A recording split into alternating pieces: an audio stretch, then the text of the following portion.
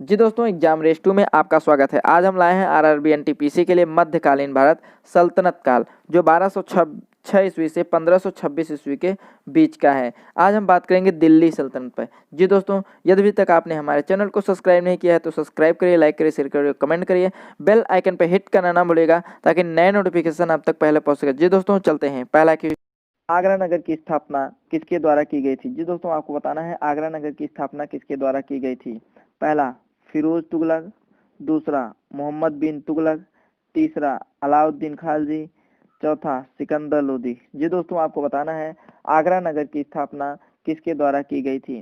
पहला फिरोज तुगलक, दूसरा मोहम्मद बिन तुगलक, तीसरा अलाउद्दीन खालजी, चौथा सिकंदर लोदी। तो इसका आंसर होगा सिकंदर लोदी। जी दोस्तों, आगरा नगर की स्थापना सिकंदर लोदी ने किया था।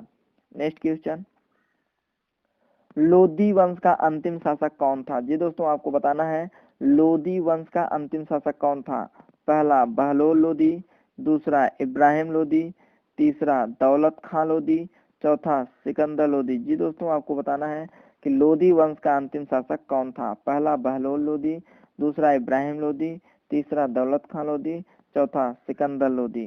तो इसका आंसर होगा इब्राहिम लोदी। जी दोस्तों, इब्राहिम लोदी लोदी वंश का अंतिम शासक था। दिल्ली सल्तनत में 5 राजवंशों ने शासन किया था। अंतिम राजवंश लोदी वंश का था। लोदी वंश का अंतिम शासक इब्राहिम लोदी था। इब्राहिम लोदी और बाबर के बीच लड़ाई हुई थी, जिसमें इब्राहिम लोदी हार गया था और बाबर की विजय हुई थी। तब से बाबर ने मुगल साम्राज्य की स्थापना कर दी। नेक्स्ट क्वेश्चन, कुवत उल इस्लाम मस्जिद का निर्माण किसके द्वारा किया गया था? कुवत उल इस्लाम। जी दोस्तों, आपको बताना है कुवत उल इस्लाम मस्जिद का निर्माण किसके द्वारा किया गया था। पहला कुतुबुद्दीन ऐबक, दूसरा अलाउद्दीन खालजी, तीसरा इल्तुतमिश, चौथा मोहम्मद आदिल शाह। जी दोस्तों, आपको बताना है कुवत उल इस्लाम मस्जिद का निर्माण किसके द्वारा किया गया था। पहला कुतुबुद्दीन ऐबक, दूसरा अलाउद्दीन खालजी, तीसरा इल्तुतमिश, चौथा मोहम्मद आदिल शाह। तो इसका आंसर होगा कुतुबुद्दीन ऐबक। जी दोस्तों, कुतुबुद्दीन ऐबक ने कुवत उल इस्लाम मस्जिद का निर्माण किया था, ठीक है, या कराया था। तो कुतुबुद्दीन ऐबक गुलाम वंश का संस्थापक था, जो दिल्ली सल्तनत के पहले वंश के नाम से जाना जाता है। दिल्ली सल्तनत में पहला वंश गुलाम वंश था, ठीक है। तो कुतुबुद्दीन ऐबक गुलाम वंश के संस्थापक थे। नेक्स्ट क्वेश्चन, निम्नलिखित में से किस खालजी शासक ने दिल्ली के राज सिंहासन पर बैठने के लिए अपने ससुर की हत्या कर दी थी? जी दोस्तों, आपको बताना है निम्नलिखित में से किस खालजी शासक ने दिल्ली के राज सिंहासन पर बैठने के लिए अपने ससुर की हत्या कर दी थी। पहला कुतुबुद्दीन ऐबक, दूसरा जलालुद्दीन खालजी, तीसरा गयासुद्दीन बलबन, चौथा अलाउद्दीन खालजी। जी दोस्तों, आपको बताना है निम्नलिखित में से किस खालजी शासक ने दिल्ली के राज सिंहासन पर बैठने के लिए अपने ससुर की हत्या की थी। पहला कुतुबुद्दीन ऐबक, दूसरा जलालुद्दीन खालजी, तीसरा गयासुद्दीन बलबन, चौथा अलाउद्दीन खालजी। तो इसका आंसर हो जाएगा अलाउद्दीन खालजी। जी दोस्तों, अलाउद्दीन खालजी ने अपने ससुर जलालुद्दीन खालजी, जो इसमें दूसरा ऑप्शन दिया है जलालुद्दीन खालजी अलाउद्दीन खालजी का चाचा था, लेकिन अपने चाचा की लड़की से शादी करने के बाद यह इसका दामाद हो गया, अर्थात जलालुद्दीन खालजी अलाउद्दीन खालजी का क्या हो गया, ससुर हो गया। तो अलाउद्दीन खालजी ने दिल्ली राज सिंहासन पर बैठने के लिए जलालुद्दीन की हत्या कर दी थी। इस तरह से इसका ऑप्शन चौथा सही होगा, अलाउद्दीन खालजी। जी दोस्तों, दिल्ली के राज सिंहासन पर बैठने के लिए अपने ससुर को अलाउद्दीन खालजी ने हत्या की थी। नेक्स्ट क्वेश्चन, किसके शासनकाल में सबसे अधिक मंगोल आक्रमण हुआ था? जी दोस्तों, आपको बताना है किसके शासनकाल में सबसे अधिक मंगोल आक्रमण हुआ था। पहला बलबन के, दूसरा अलाउद्दीन खालजी के, तीसरा मोहम्मद बिन तुगलक के, चौथा फिरोज तुगलक के। जी दोस्तों, आपको बताना है किसके शासनकाल में सबसे अधिक मंगोल आक्रमण हुआ था। तो इसका आंसर होगा अलाउद्दीन खालजी। जी दोस्तों, अलाउद्दीन खालजी के शासनकाल में सबसे अधिक मंगोलों का आक्रमण हुआ था। नेक्स्ट क्वेश्चन,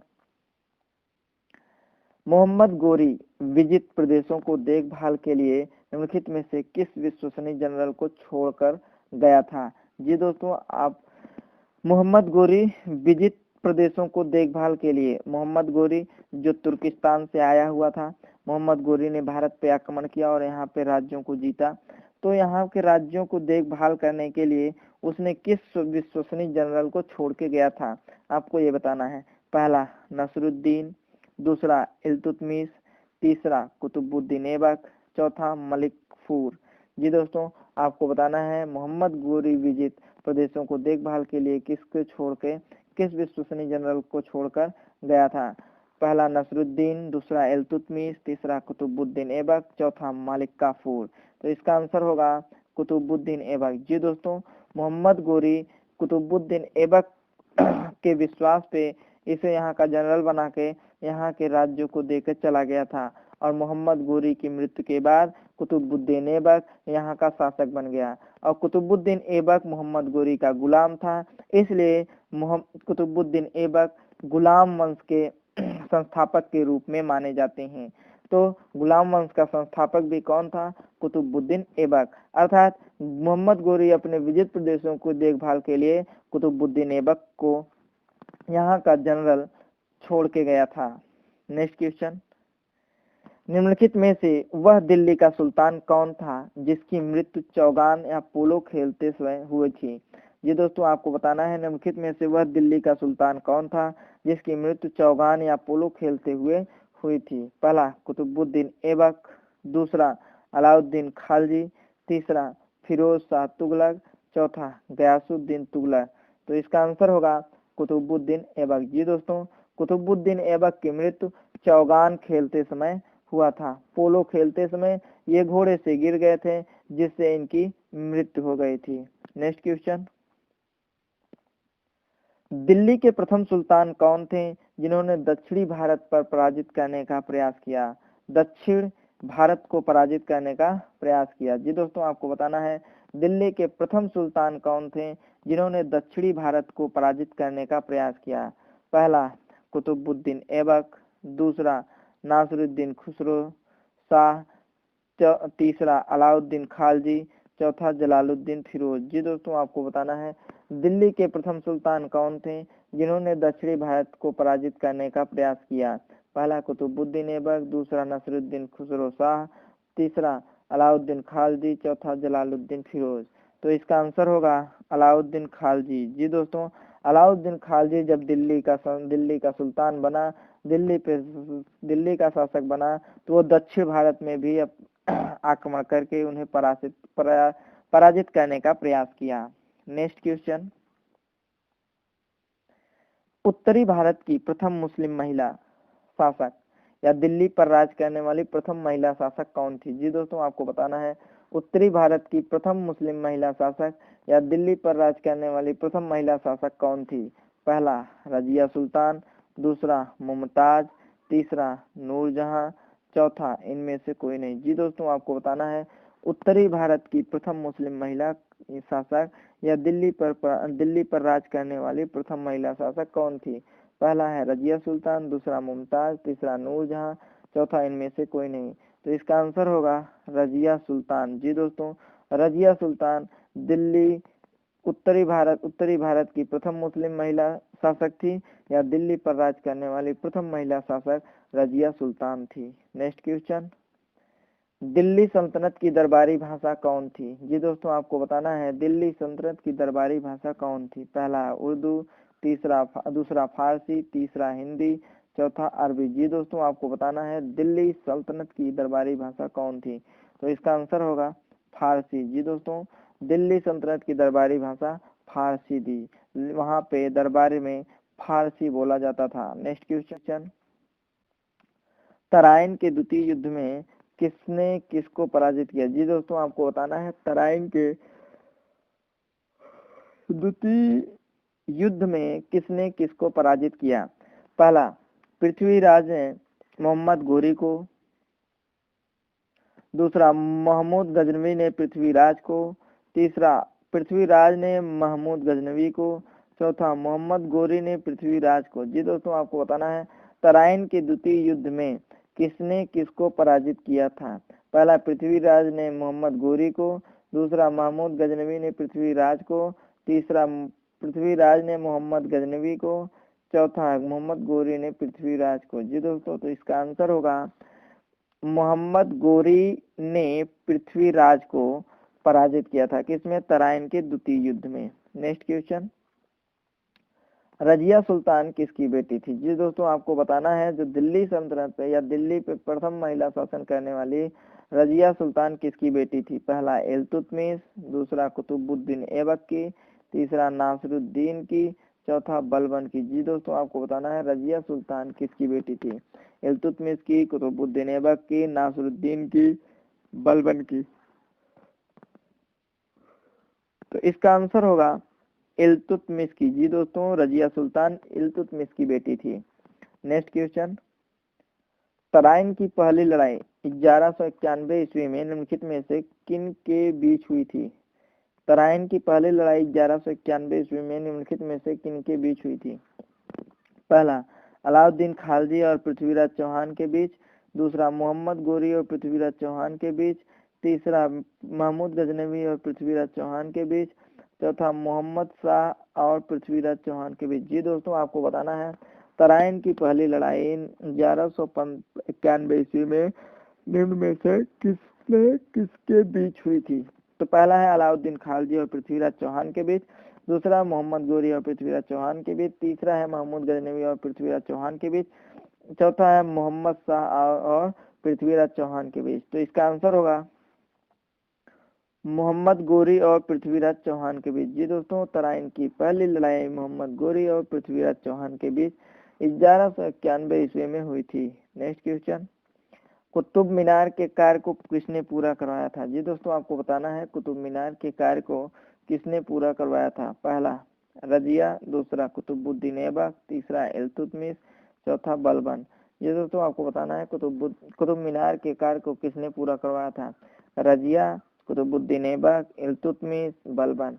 तो इसका आंसर होगा इल्तुतमिश। जी दोस्तों, कुतुब मीनार के कार्य को पूरा करवाया था इल्तुतमिश ने। नेक्स्ट क्वेश्चन, लाख बख्श के नाम से जाना जाने वाला भारतीय शासक कौन था? जी दोस्तों, आपको बताना है लाख बख्श के नाम से जाना जाने वाला भारतीय शासक कौन था? पहला बाबर, दूसरा अकबर, तीसरा कुतुबुद्दीन ऐबक, चौथा इल्तुतमिश। जी दोस्तों, आपको बताना है लाख बख्श के नाम से जाना जाने वाला भारतीय शासक कौन था? पहला बाबर, दूसरा अकबर, तीसरा कुतुबुद्दीन ऐबक, चौथा इल्तुतमिश।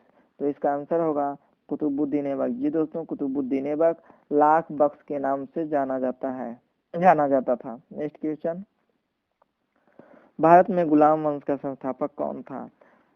भारत में गुलाम वंश का संस्थापक कौन था? पहला कुतुबुद्दीन ऐबक, दूसरा इल्तुतमिश, तीसरा कैकुबाद, चौथा आराम शाह। जी दोस्तों, आपको बताना है भारत में गुलाम वंश का संस्थापक कौन था? तो इसका आंसर होगा कुतुबुद्दीन ऐबक। जी दोस्तों, कुतुबुद्दीन ऐबक गुलाम वंश का संस्थापक था। नेक्स्ट क्वेश्चन, किसने इक्तादारी प्रथा चलवाई थी? जी दोस्तों, आपको बताना है किसने इक्तादारी प्रथा चलवाई थी? पहला फिरोज तुगलक, दूसरा मोहम्मद बिन तुगलक, तीसरा इल्तुतमिश, चौथा गयासुद्दीन बलबन। जी दोस्तों, आपको बताना है किसने इक्तादारी प्रथा चलवाई थी? पहला फिरोज तुगलक, दूसरा मोहम्मद बिन तुगलक, तीसरा इल्तुतमिश, चौथा गयासुद्दीन बलबन। तो इसका आंसर होगा इल्तुतमिश। जी दोस्तों, इक्तादारी प्रथा इल्तुतमिश ने चलवाई थी।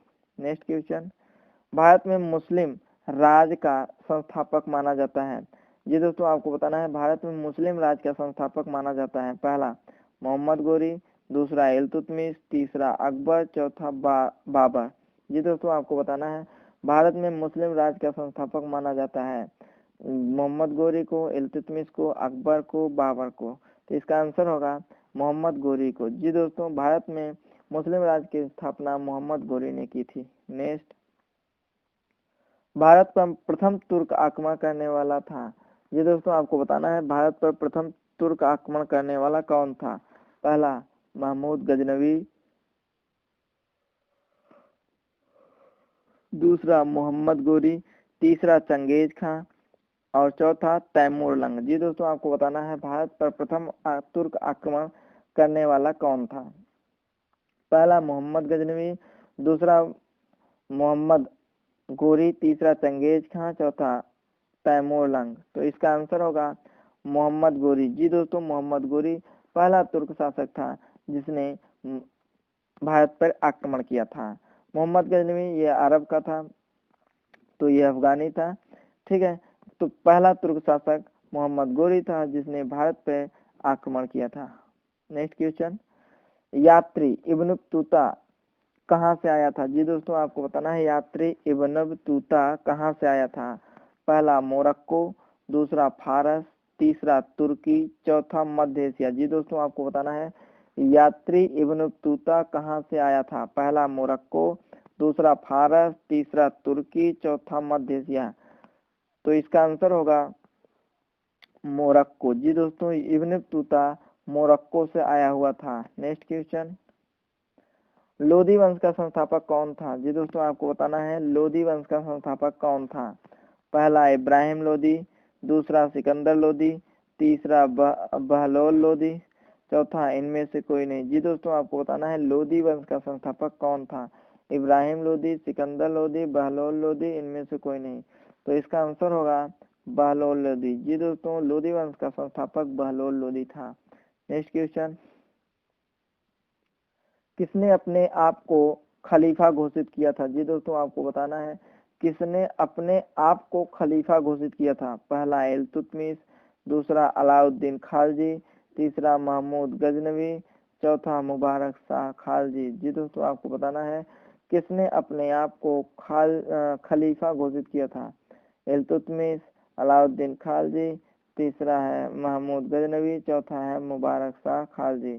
तो इसका आंसर होगा मुबारक शाह खालजी। जी दोस्तों मुबारक शाह खालजी ने अपने आप को खलीफा घोषित किया था। नेक्स्ट क्वेश्चन, भारतीय इतिहास में बाजार नियमों मूल्य नियंत्रण पद्धति की शुरुआत किसने की थी। जी दोस्तों आपको बताना है भारतीय इतिहास में बाजार नियमों मूल्य नियंत्रण संबंध पद्धति की शुरुआत किसने की थी।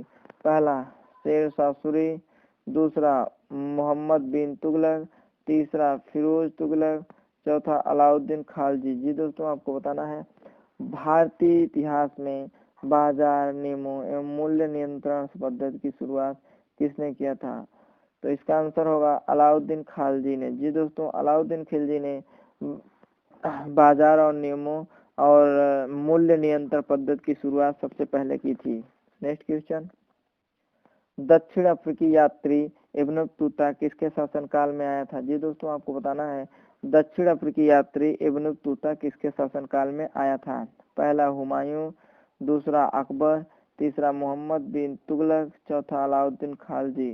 तो इसका आंसर होगा मोहम्मद बिन तुगलक। जी दोस्तों दक्षिण अफ्रीकी यात्री इब्न बतूता मोहम्मद बिन तुगलक के शासनकाल में भारत आया था। नेक्स्ट क्वेश्चन, मोहम्मद गजनवी ने भारत पर कितनी बार आक्रमण किया। जी दोस्तों आपको बताना है मोहम्मद गजनवी ने भारत पर कितनी बार आक्रमण किया था।